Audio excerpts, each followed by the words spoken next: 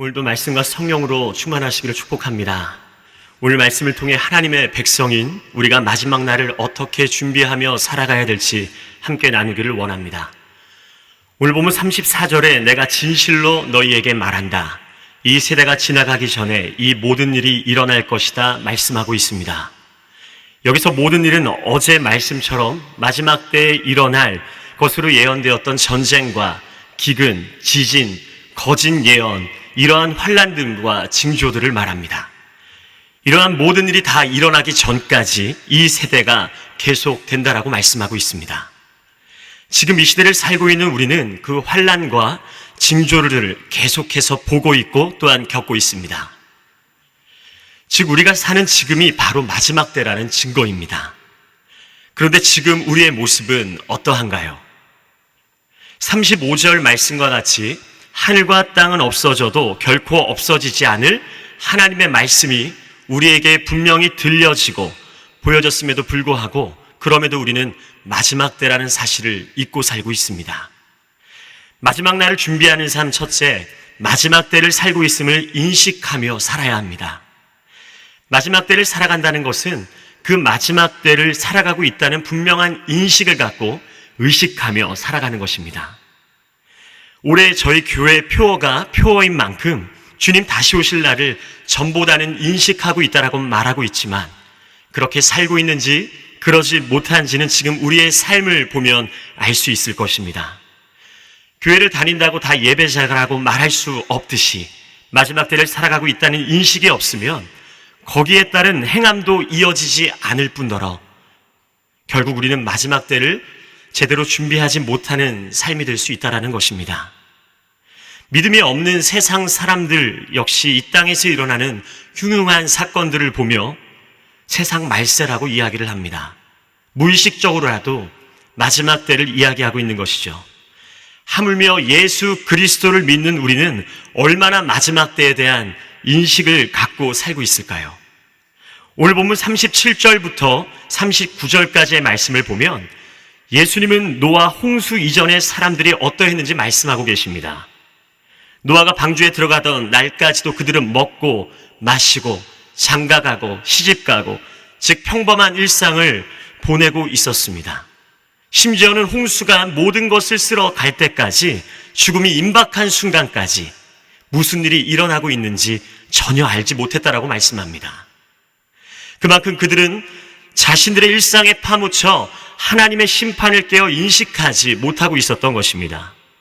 또한 매일 방주를 만드는 노아를 보았으나 자신들과는 전혀 상관없다고 생각하며 산 것이죠.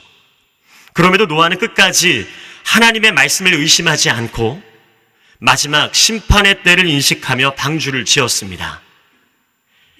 하나님의 말씀을 믿고 그 경고를 경고로 받아들이는 믿음의 사람은 미래를 현재처럼 보는 눈이 열리고 머지않아 올 마지막 때를 준비할 수 있게 되는 것입니다.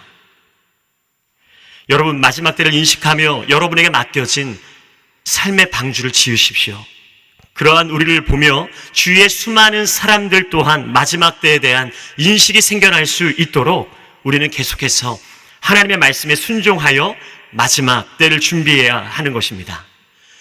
오늘 보면 40절과 41절 말씀에 두 사람이 똑같이 들에 있고 두 여자가 똑같이 맷돌을 갈더라도, 다시 말하면 같은 곳에서 같은 모습으로 같은 일을 하며 일상을 살아가더라도 한 명은 취해지고 다른 한 명은 남겨질 것이라고 말씀하고 있습니다. 하나님의 말씀을 기억하고 인식하며 깨어 마지막 때를 살아가는 사람들과 그렇지 않은 사람의 마지막은 완전한 대조를 이루며 구원과 심판의 모습으로 갈라지게 될 것이라는 사실입니다. 그렇다면 마지막 때를 인식하며 살아가는 실제적인 모습은 어떠한 모습일까요?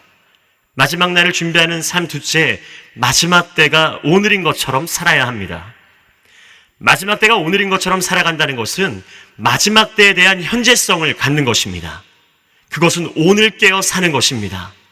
우리 삶의 방주를 매일 지어야 한다는 것이죠. 매일 방주를 짓는 시간을 통해 하나님의 말씀을 기억하고 마지막 때를 인식하며 깨어 살 수 있는 것입니다. 즉 이 땅에서의 매일의 삶이 마지막 날을 준비하기 위한 삶이 되어야 합니다. 오늘 보면 42절부터 44절까지의 말씀을 함께 읽겠습니다. 시작. 그러므로 너희는 깨어 있으라. 너희 주께서 어느 날에 오실지 알 수 없기 때문이다. 그리고 이것을 명심하라. 만약 한밤에 도둑이 몇 시에 올 줄 알았다면 집주인은 깨어 있다가 도둑이 들어오지 못하게 했을 것이다. 그러므로 너희도 준비하고 있어야 한다. 생각지도 않은 시간에 인자가 올 것이기 때문이다. 여러분, 주께서 어느 날에 오실지 알 수 없다는 것은 그날이 오늘이 될지 내일이 될지 모른다는 것이며 동시에 그날이 오늘이 될 수 있다는 것입니다. 그래서 깨어 있으라고 말씀합니다. 또한 친절하게 예고하고 오는 도둑은 없듯이 우리는 매일 영적 긴장감을 가지고 준비하며 살아야 합니다. 물론 주님 오실 날을 알고 있다면 우리는 깨어 더 잘 준비할 수 있을 것이라고 생각합니다. 이번 40일 새벽 기도회를 함께하고 있는 중학교 2학년 저의 첫째 아들이 40일을 시작하기 전날인 주일 저녁에 저에게 물었습니다. 아빠, 내일 새벽 예배 몇 시에 가나요? 알람 좀 맞추게요. 뭔가 굉장히 기특했습니다. 왜 일찍 일어나서 미리 준비하려고? 그러자 저희 아들이 아니요, 최대한 잘 수 있는 만큼 더 자려고요. 우리는 왜 미리 알고 싶은 걸까요? 여러분, 미리 알고 싶어 하는 것은 미리 준비하기 위함 같지만 오히려 미리 준비하지 않기 위해 미리 알고 싶어 할 수도 있다는 것입니다. 그래서 미리 안다는 것은 때로 우리를 더욱 게으르게 만들고 경각심을 무뎌지게 하며 한밤에 도둑이 몇 시에 올 줄 알아도 깨어 집을 지키지 못하는 집주인이 되게 할 수 있다는 것입니다. 여러분, 우리는 모르기 때문에 긴장감을 가지고 깨어 성실하게 살 수 있습니다. 근육이 언제 생길지 알고 운동하나요? 언제 꽃이 필 줄 알고 물을 주나요? 그저 매일 성실하게 준비하는 것입니다. 모르기 때문에 마지막 날이 오늘인 것처럼 깨어 살아야 합니다. 그래서 오히려 마지막 때를 알 수 없는 것이 우리에게 은혜가 되는 것입니다. 물론 그렇게 마지막 날이 오늘인 것처럼 매일 깨어 사는 것은 당연히 힘이 듭니다. 결단과 노력이 필요합니다. 오늘도 이 새벽 기도회에 함께 하시기까지 우리 성도님들 힘들지 않으셨나요? 당연히 힘들 수 있습니다. 빨리 40일이 지나갔으면 좋겠다는 생각을 하면 안 되는데 하게 되죠. 그러나 40일을 마치고 조금은 편한 일상으로 돌아가고자 하는 우리의 마음 안에 40일을 마치고도 어떻게 하면 계속해서 마지막 때를 깨어 준비하며 살지, 새로운 영적 도전과 거룩한 습관이 우리 안에 세워져야 하는 것입니다. 여러분, 반드시 기억하시기 바랍니다. 하나님께서는 이 40일을 통해 매일 마지막 때를 깨어 준비할 수 있는 기회의 문을 열어주신 줄 믿습니다. 노아와 그의 가족들 역시 때로는 방주를 짓기 싫고 너무 힘든 날도 있었겠지만 견디고 버티며 매일같이 방주를 짓던 그 어느 순간 깨어 사는 것이 그들의 매일의 삶의 습관이 된 것입니다. 여러분, 견디고 버틸 수 있는 힘은 결국 견디고 버텨야 하는 삶을 살아갈 때 주어지는 은혜이며 그것이 바로 마지막 때를 오늘인 것처럼 살아내는 신실한 하나님의 백성의 모습입니다. 우리는 이 새벽의 시간을 통해 마지막 때를 깨어 준비하는 오늘을 살게 된 것이며 거룩한 삶의 습관의 기회를 얻게 된 것입니다. 이 시간 저를 따라 한번 고백했으면 좋겠습니다. 나는 오늘 이 새벽 마지막 때를 깨어 준비하는 하나님의 백성입니다. 우리 한 번 더 고백하겠습니다. 나는 오늘 이 새벽 마지막 때를 깨어 준비하는 하나님의 백성입니다. 여러분, 지금 주님 오시면 우리는 깨어 기도하는 자리에서 주님을 맞이하게 되는 것입니다. 이것이 마지막 때를 오늘인 것처럼 살아가는 사람이 누리는 은혜입니다. 여러분, 이렇게까지 살아야 하는 이유는 지금이 시작이 아닌 마지막 때이기 때문입니다. 전반전이 아닌 후반전, 그것도 얼마 남지 않은 후반전이기 때문입니다. 후반전에 적당히 뛰는 선수는 없습니다. 힘들어도 한 골을 넣기 위해 필사적으로 뜁니다. 마치 이러한 선수들과 같이 우리는 우리의 사명, 즉 한 영혼을 살리기 위해 필사적으로 뛰어야 하며 그것이 우리의 마지막 때를 살아가는 오늘의 삶이 되어야 합니다. 마지막 날을 준비하는 삶 셋째, 우리는 마지막 때의 사명에 순종하며 살아야 합니다. 노아는 방주를 짓는 것이 그의 사명이었다면 지금 우리 역시 복음을 전하는 것이 우리의 사명입니다. 마지막 때는 여러분 복음을 전할 수 있는 마지막 기회입니다. 마태복음 24장 14절 말씀을 함께 읽겠습니다. 시작. 그리고 이 하늘나라 복음이 온 세상에 전파돼 모든 민족들에게 증언될 것이다. 그때서야 끝이 올 것이다. 아멘. 복음이 온 세상에 전파될 때 그때서야 끝이 올 것이다. 여러분, 온 세상 사람들이 복음을 믿을 때가 아닌 전파될 때, 들을 때 그때서야 끝이 온다는 것입니다. 믿음의 영역은 그들의 몫이지만 전파하고 듣게 하는 영역은 우리의 몫입니다. 이것이 바로 사명입니다. 마지막까지 하나님이 구원하실 생명들이 남아 있습니다. 그 생명이 우리의 가족, 특별히 우리의 자녀, 다음 세대, 우리의 소중한 지인이라면 이 마지막 때에 주님 속히 오시옵소서라고 결코 쉽게 이야기하기 어려울 것입니다. 우린 우리에게 허락하신 사명인 복음을 전하며 아직 끝나지 않은 마지막 때, 마지막 날을 준비해야 할 줄 믿습니다. 사랑하는 성도 여러분, 우리는 말씀을 통해 지금 마지막 때를 살고 있음을 분명히 인식해야 합니다. 그리고 그 마지막 때가 오늘인 것처럼 매 순간 깨어 복음을 전하며 살아가는 그 사명에 순종하며 살아가시기를 축복합니다. 날마다 버티고 견디게 하시는 그 십자가, 그 은혜로 각자의 삶의 자리에서 마지막 날을 준비하는 우리 사랑하는 성도님들 되시기를 주님의 이름으로 축복합니다. 이 시간 함께 오직 예수뿐이네 찬양하신 이후에 마지막 날을 살아가는 신실한 주님의 종으로서의 구체적인 모습에 대해 하성희 목사님을 통해 말씀 이어듣도록 하겠습니다.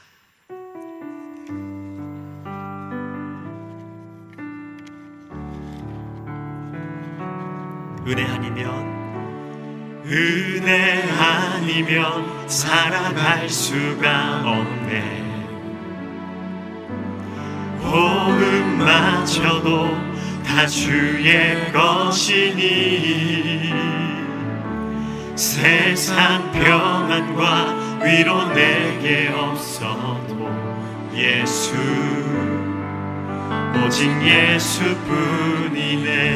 우리 한 번 더. 은혜 아니면 살아갈 수가 없네. 은혜 아니면 살아갈 수가 없네. 호흡마저도 다 주의 것이니 세상 평안과 위로 내게 없어도 예수, 오직 예수뿐이네. 그 신계획, 그 신계획 다 볼 수도 없고 작은 고난에 지쳐도 주께 묶인 나의 모든 삶 버티고 견디게 하시네. 그 신계획 다 볼 수도 없고 그 신계획 다 볼 수도 없고 작은 고난에 지쳐도 주께 묶인 나의 모든 삶 버티고 견디게 하시네. 은혜 아니면 살아갈 수가 없네. 나의 모든 것 다 다 주께 맡기니 참된 평안과 위로 내게 주신 주 예수 오직 예수뿐이네.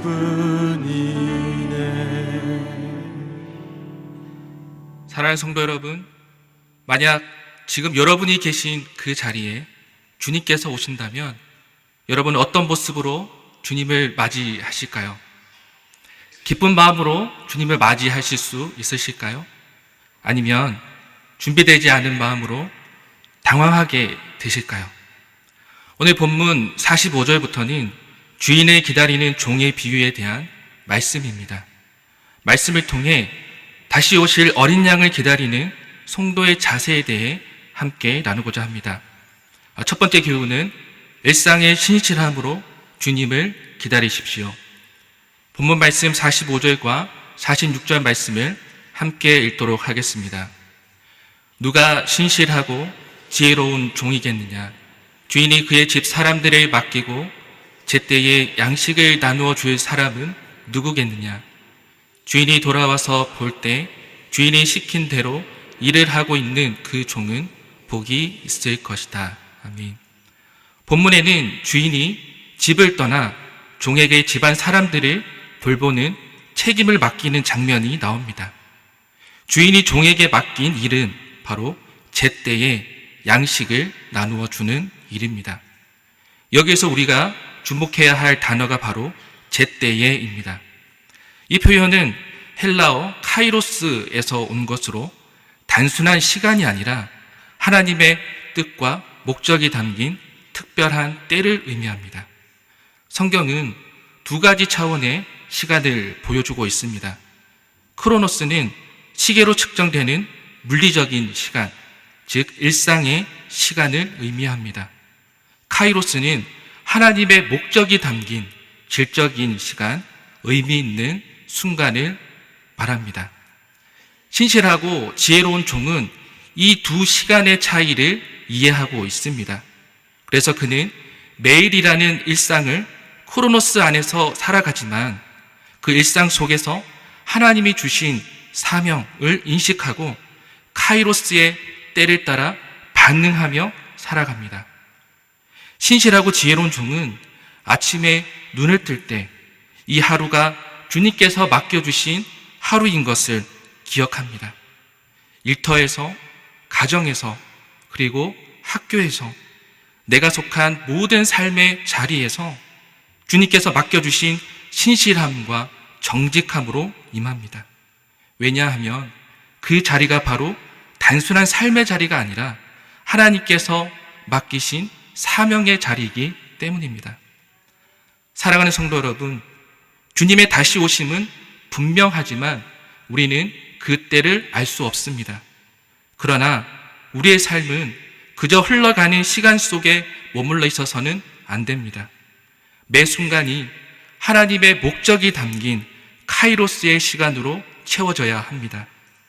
여러분의 일상 속의 모든 결정과 모든 행동이 지금 주님이 오신다면 이 질문 앞에 떳떳할 수 있도록 신실함으로 살아가십시오.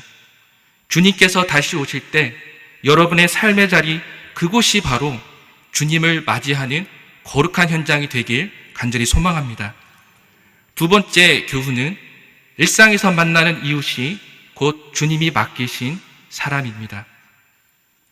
주인이 종에게 맡긴 일은 단순했습니다. 집안 사람들을 돌보며 양식을 나누는 일입니다. 이 사명은 우리에게도 동일하게 주어졌습니다. 여기서 집안 사람들이란 단순히 가족 구성원을 넘어서 우리의 삶 가운데 주님이 보내신 모든 사람들을 의미합니다. 가족들과 여러분들 교회 공동체 식구들과 직장 동료들, 그리고 일상에서 만나는 모든 사람들이 바로 그러한 사람들입니다. 이들은 우연히 우리 곁에 있는 것이 아닙니다.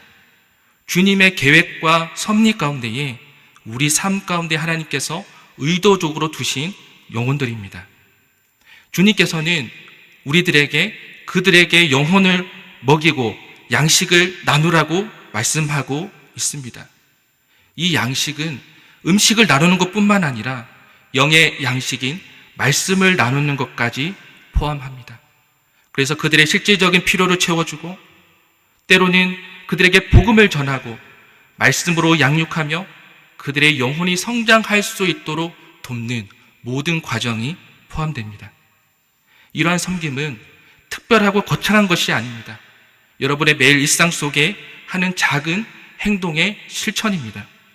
여러분들의 가정에서 자녀들을 잘 양육하면서도 그들에게 신앙의 본을 보여주는 것, 공동체 안에 어려움을 겪고 있는 성도들이 있다면 그들에게 도움을 주고 그들을 위해 함께 기도하는 것, 직장에서는 동료들을 배려하고 그들에게 선한 영향력을 미치는 것, 그리고 기회가 주어질 때에 그들에게 복음을 전하고 1:1 제자 양육을 하는 것, 이 모든 행동이 집안 사람들을 돌보고 양식을 나누는 행동입니다.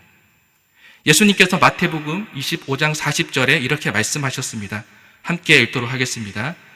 너희가 내 형제 중 가장 작은 자 하나에게 한 것이 곧 내게 한 것이니라. 아멘. 사랑하는 성도 여러분, 주변 사람들을 향한 작은 섬김과 영적 양식을 나누는 삶은 곧 주님을 향한 섬김입니다. 그리고 다시 오실 주님을 맞이하는 성도의 아름다운 모습입니다. 오늘 하루 주님께서 허락하여 주신 이 사람들을 돌아보며 신실하고 지혜로운 종의 삶의 모습으로 살아가는 여러분들 되시기를 축복합니다. 마지막 세 번째 교훈입니다. 일상에서 주님의 약속을 신뢰하십시오. 48절과 49절 말씀을 함께 읽도록 하겠습니다. 그러나 그 종이 악한 마음을 품고 생각하기를 내 주인은 아직 멀리 있다라고 하며 함께 일하는 다른 종들을 때리고 술 좋아하는 친구들과 어울려 먹고 마신다면. 오늘 본문에 등장하는 악한 종은 단순히 책임을 소홀히 하는 정도를 넘어서서 주인이 맡겨주신 사명을 무시하고 정반대하는 행동을 보이고 있습니다.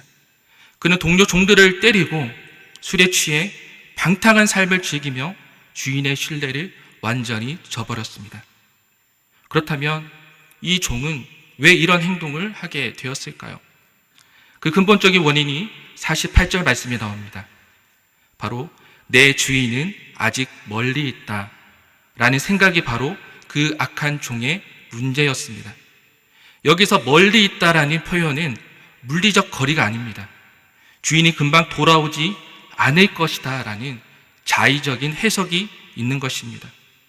이로 인해 종은 악한 마음을 품게 되었고 결국 지금은 내 방식대로 살아도 괜찮다라는 생각을 스스로 합리화한 것입니다.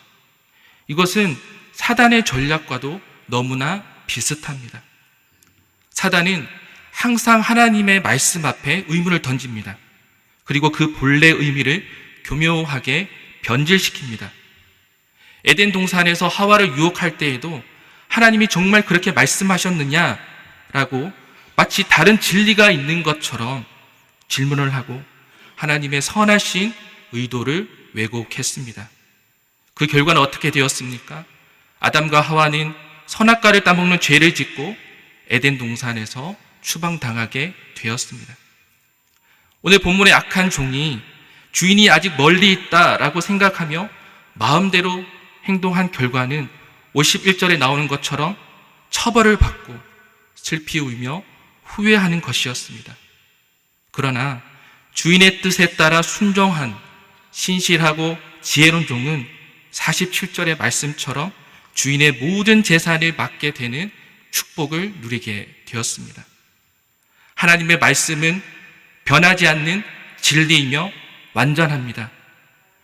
그러나 우리가 그 말씀을 우리의 욕심이나 기준에 맞춰서 선택적으로 받아들이는 그 순간 진리는 왜곡됩니다.